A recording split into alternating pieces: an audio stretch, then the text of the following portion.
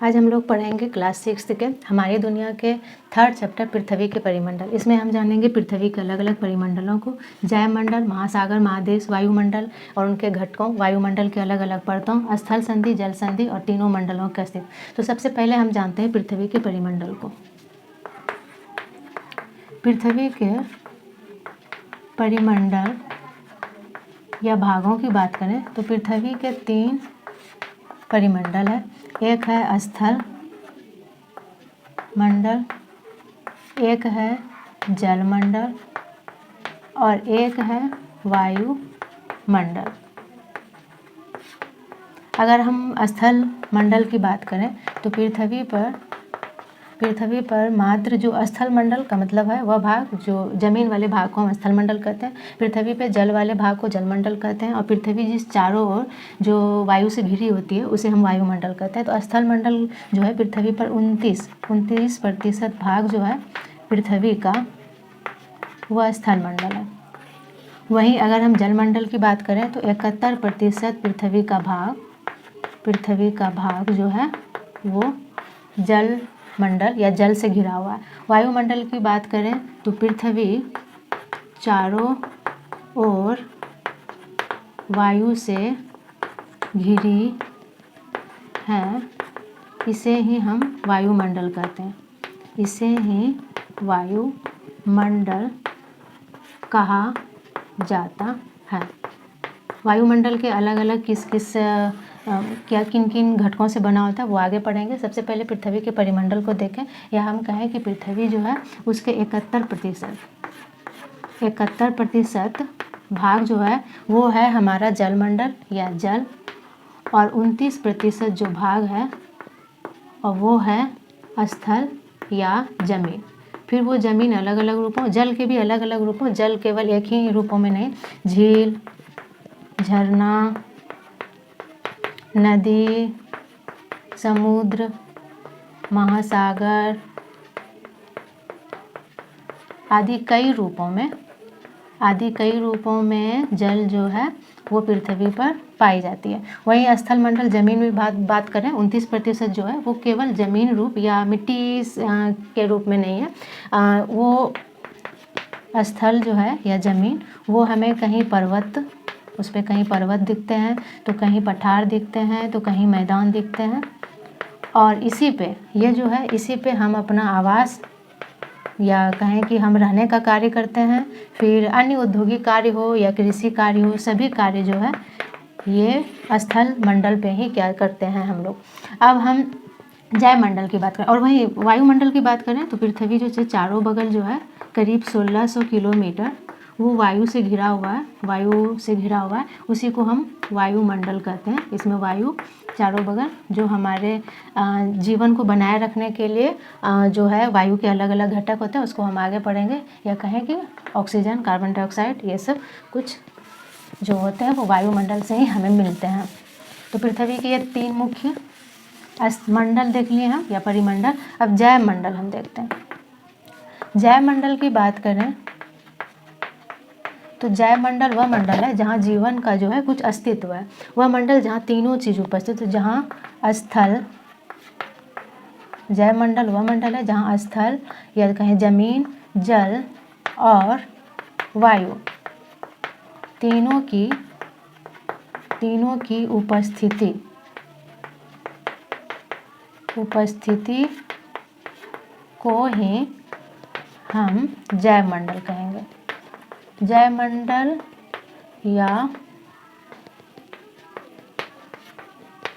ऐसा परिमंडल जहाँ पर जीवन जो हो वो संभव हो उसे हम जयमंडल कहते हैं। और जयमंडल या जीवन वहीं उपस्थित होगा जहाँ पर जमीन, जल और वायु तीनों हो। और पृथ्वी पर जो है ऐसी स्थिति है या ऐसी जो है उपस्थिति है जहाँ पर जल भी है, वायु भी है और स्थल में जमीन भी है, भूमि भी है। इसीलिए यहाँ पर इसके स्थिति को जयमंडल कहा जाता है, या जहाँ पर जल, वायु और स्थल, जमीन तीनों हो वहीं पर जीवन संभव होता है, और इसे ही हम तीनों को मिलाकर के एक मंडल बनता है, परिमंडल बनता है, उसे जयमंडल कहते हैं। अब हम महासागरों और महादेशों को देखते हैं। जैसे कि हमने जाना कि पृथ्वी के परिमंडल में 2 वायुमंडल को छोड़कर एक जमीन के टुकड़े होते हैं जो 29%, और एक होते हैं जल के जो 71% होते हैं। तो उसके सबसे बड़े भाग को हम देखते हैं। ज़मीन के सबसे बड़े भाग को, जो टुकड़े को देखा गया है, उसे हम महादेश और 3 महादेश और महासागर को हम एक साथ देखते हैं। अगर महादेश की बात करें तो ये स्थल के सबसे बड़े बड़े 7 रूप, जिसे हम महादेश कहते हैं, या पृथ्वी पर ज़मीन के काफ़ी बड़े स्थल, जितने भी ज़मीन है उसको 7 टुकड़ों में या 7 नामों से जाना जाता है, उसे हम महादेश कहते हैं। और एक महादेश में कई सारे देश होते हैं। महासागर कहें तो यह जल के सबसे बड़े रूप होते हैं, और यही जो है जल के सबसे बड़े रूप होकर के जल के 71% भाग को पृथ्वी पर बनाए रखने का काम करते हैं, या हम कह सकते हैं महासागर जल का सबसे बड़ा रूप है। और ये इसकी संख्या जो है वो अभी 5 है। तो महासागर और महादेश को अगर हम पृथ्वी पर एक मान्य रूप में देखें तो कुछ स्थिति में 7 महादेश को देखें तो यूरोप, महादेशों की संख्या जो 7 है, 7 संख्या है। एक यूरोप, दूसरा सबसे बड़ा एशिया महादेश को महाद्वीप भी बोला जाता है, इसका दूसरा नाम महाद्वीप भी है। और एशिया, जिसमें ही हमारा देश भारत है। उसके बाद अगर सबसे छोटा कहें तो वो है ऑस्ट्रेलिया, ये महादेश है। और फिर एक हम लें तो उत्तरी अमेरिका, और एक है दक्षिणी अमेरिका, और एक है अफ्रीका महादेश। तो 1 2 3 4 5 6, और एक है हमारे दक्षिणी ध्रुव की ओर पूरी तरह से मिला हुआ अंटार्कटिका। तो ये है 7 महादेश, जिस पर कि जमीन के ये 7 बड़े टुकड़े हैं, जिसको नाम दिया गया। और बाकी जो है 71%, इनको मिलाकर के जितने भी ज़मीन के टुकड़े हैं, इन सबको मिलाकर 29% है ज़मीन के टुकड़े। और बाकी जो है वो महासागर से घिरा हुआ क्षेत्र है। और इसमें से अगर हम नाम दें तो ऊपर वाले को, यहाँ के समुद्र या महासागर को हम आर्कटिक महासागर कहते हैं। फिर इधर के इस वाले यहाँ, इसे प्रशांत, ये है हमारा प्रशांत महासागर। पृथ्वी को अगर इस तरह से देखें, इसके आधे वाले पार्ट इधर आते हैं, ये भी है प्रशांत महासागर। फिर इस वाले यहाँ पर है हमारा अटलांटिक महासागर, और नीचे है हमारा दक्षिण महासागर। तो इस तरह से हमारा 1 2 3 4, और एक है हमारा हिंद महासागर की बात करें तो ये भारत के नाम पर एकमात्र ऐसा महासागर है जिसका जो नाम है वो हमारे देश हिंदुस्तान के नाम पर पड़ा है। तो इस तरह से हमने अपने 7 महादेशों यूरोप, एशिया, उत्तरी अमेरिका, दक्षिणी अमेरिका, अफ्रीका, ऑस्ट्रेलिया और अंटार्कटिका को देखा, जो ज़मीन के काफ़ी सबसे बड़े टुकड़े हैं। और महासागर जो जल के सबसे बड़े भाग हैं वो आर्कटिक महासागर, प्रशांत महासागर, और एक हो गया अटलांटिक महासागर, और एक है हमारा हिंद महासागर, और एक दक्षिणी महासागर। तो ये है महादेश और महासागर। अब हम वायुमंडल के अलग अलग घटकों को जानते हैं कि वायुमंडल में जो वायु है वो किन किन घटकों से मिले हुए हैं। तो वायुमंडल के घटक को देखते हैं। वायुमंडल के घटकों की बात करें तो वायु जो होता है, वायु ऑक्सीजन, कार्बन डाइऑक्साइड, नाइट्रोजन, धूल कणों तथा जल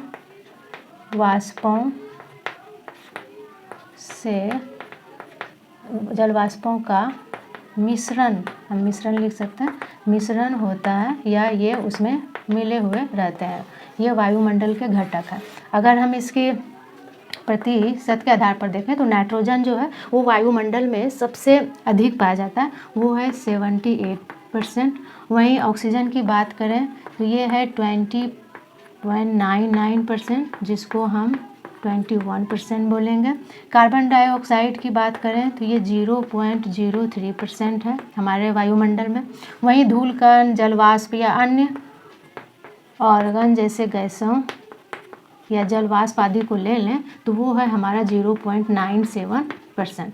तो ये कुछ वायुमंडल के घटक हैं और उनकी अलग अलग उपयोगिता भी है हमारे जीवन में, उनको हम देखते हैं। वायुमंडल के घटकों को देखने के बाद वायुमंडलों के घटकों की जितनी भी ये उसके मिश्रण है, अलग अलग गैसें हैं, उनकी जो ज़रूरतें हैं हमारे जीवन में उनको हम देखते हैं। तो ज़रूरतें या आवश्यकता। ऑक्सीजन की बात करें तो ये सभी जीवों के श्वसन या सांस लेने के लिए ये आवश्यक है, सांस लेने के लिए। वहीं अगर CO2 कार्बन डाइऑक्साइड की बात करें तो यह प्रकाश संश्लेषण जिससे कि पेड़ पौधा खाना जिस प्रक्रिया द्वारा बनाता है उसे प्रकाश संश्लेषण करते हैं, और इसी प्रकाश संश्लेषण के बाद फिर ऑक्सीजन जो होता है वो गैस वो छोड़े जाते हैं और उसको फिर हम श्वसन के लिए कहते हैं। तो प्रकाश संश्लेषण और पृथ्वी को गर्म बनाए रखने का भी काम करता है ये CO2। वहीं हम अगर नाइट्रोजन की बात करें तो नाइट्रोजन भी हर जीवों की वृद्धि के लिए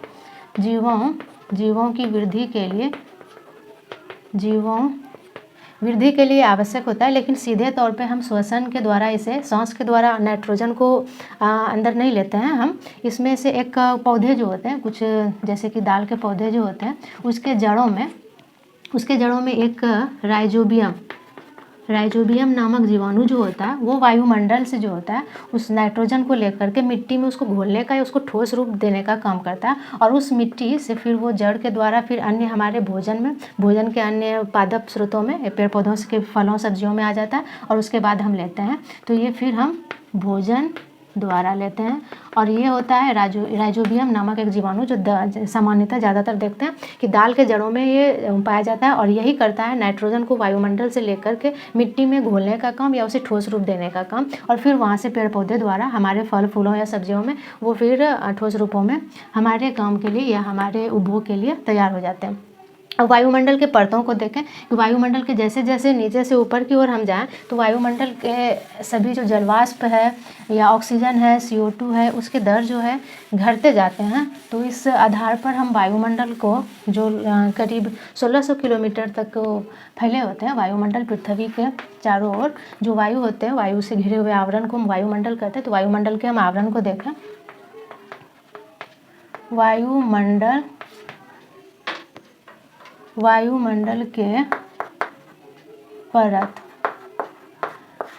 वायुमंडल के परत को देखें तो करीब ये 1600 किलोमीटर देखा जाता है। अगर हम पृथ्वी की बात करें तो पृथ्वी के लगभग 10 किलोमीटर तक क्षोभ मंडल, जिसमें से कि सभी गैसों की प्रचुर मात्रा या अधिक मात्रा पाई जाती है। फिर लगभग ये 10 किलोमीटर हम मान सकते हैं, ये लगभग मान्य है।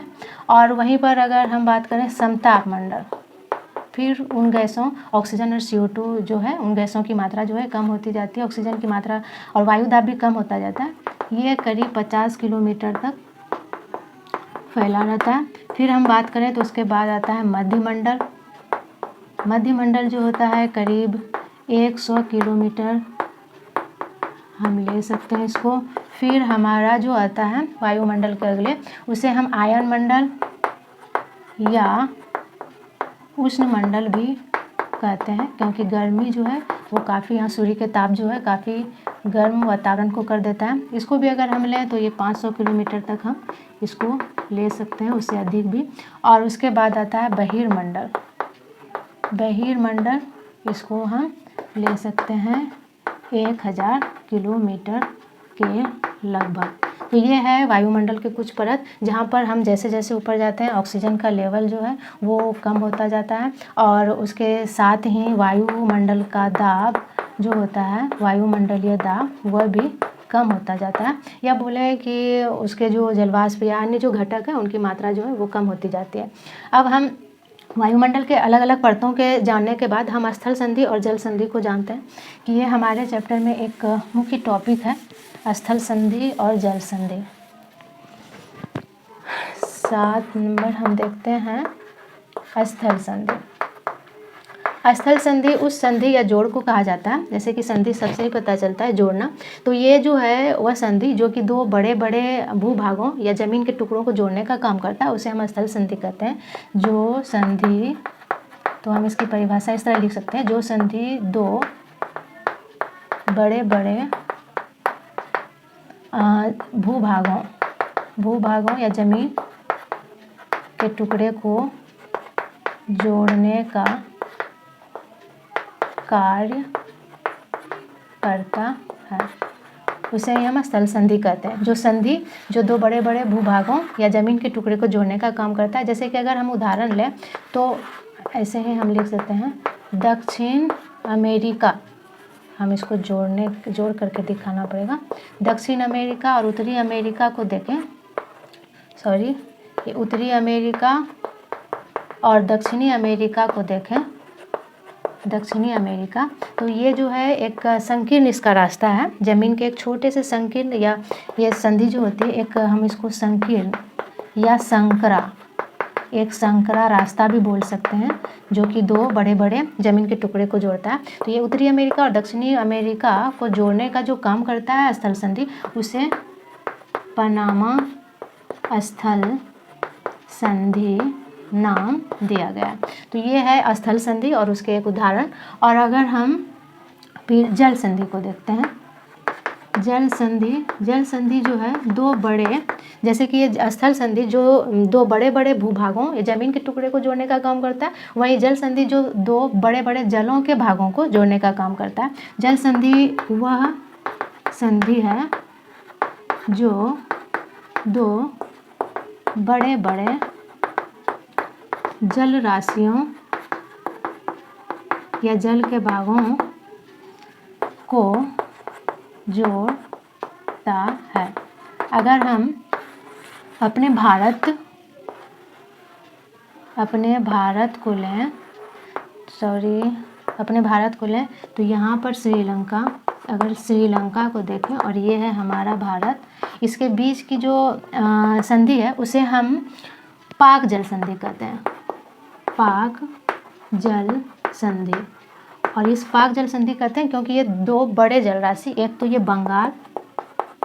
बंगाल की खाड़ी, क्योंकि बंगाल की खाड़ी के जल को, और मन्नार की खाड़ी के जल को जोड़ने का काम करती है, जो कि हिंदुस्तान और श्रीलंका, या बोले कि भारत और श्रीलंका के बीच की जल संधि को दिखाता है। ये पाक जल संधि कहा जाता है। और ये दो बड़े जल राशि मन्नार की खाड़ी के और बंगाल की खाड़ी के पानी को, जल को मिलाने का काम करते हैं, इसीलिए हम इसे पाक जल संधि कहते हैं। अब स्थल संधि और जल संधि जानने के बाद हम तीनों मंडलों को देखें तो पृथ्वी के हम तीनों मंडलों को जैसे कि जाने, स्थल संधि, स्थल मंडल, जल मंडल और वायुमंडल है। उसके अस्तित्व को अगर देखें तो कोई भी परिमंडल जो है पृथ्वी के, उनका स्वतंत्र अस्तित्व नहीं है। अगर हम परिमंडल, पृथ्वी के परिमंडलों के अस्तित्व को देखें तो वो स्वतंत्र नहीं है। इसके कहने का मतलब है कि वो जो परिमंडल है तीनों, वो एक दूसरे से जुड़े हुए हैं या एक दूसरे में किसी न किसी रूप से मिले हुए हैं। अगर हम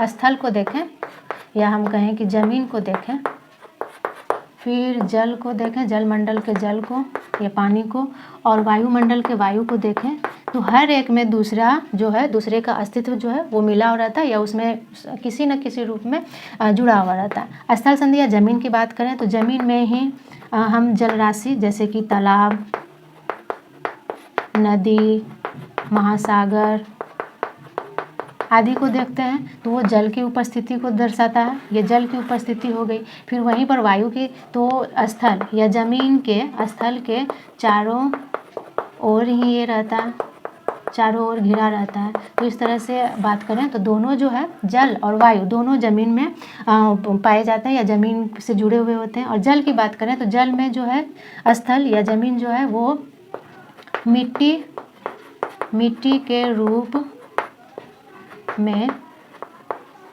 घुला रहता है।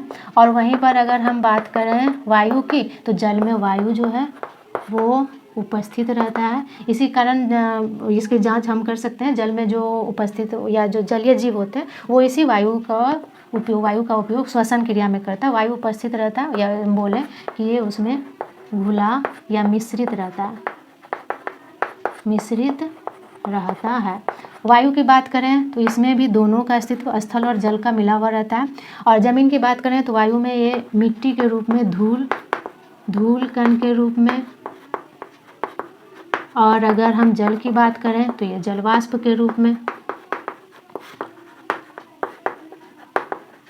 तो इस तरह से हम देखते हैं कि परिमंडल, पृथ्वी के परिमंडल, स्थलमंडल, जलमंडल, वायुमंडल के अलग अलग अस्तित्व नहीं है। जमीन में देखें तो जल और वायु दोनों की उपस्थिति है, वहीं जलमंडल में देखें तो स्थल और वायु में अगर देखें तो धूल कण के रूप में जमीन, और जलवाष्प या हम कहें जल के वाष्प जो भाप बन करके पृथ्वी के सतह से ऊपर वायु में जाता है, उसके रूप में जल उपस्थित रहता है। तो इस तरह से परिमंडल के कोई स्वतंत्र अस्तित्व नहीं है, वो एक दूसरे से जुड़े हुए हैं और मिल करके हमारे जयमंडल का निर्माण करते हैं, जिसमें हम रहते हैं। तो ये परिमंडल के स्वतंत्र अस्तित्व को नहीं दर्शाता है। तो इस तरह से हमने अपने चैप्टर 3 में पृथ्वी के परिमंडल, जयमंडल, महासागर, महादेशों को जाना। उसके बाद वायुमंडल के अलग अलग घटक, ऑक्सीजन, कार्बन डाइऑक्साइड, नाइट्रोजन, धूलकण, जलवाष्प आदि को जाना। फिर स्थल संधि, जल संधि, स्थल संधि में जैसे पनामा स्थल संधि को, फिर जल संधि में पाक जल संधि और तीनों मंडलों का अस्तित्व को जाना। तो मिलते हैं अगले चैप्टर के साथ अगले वीडियो में।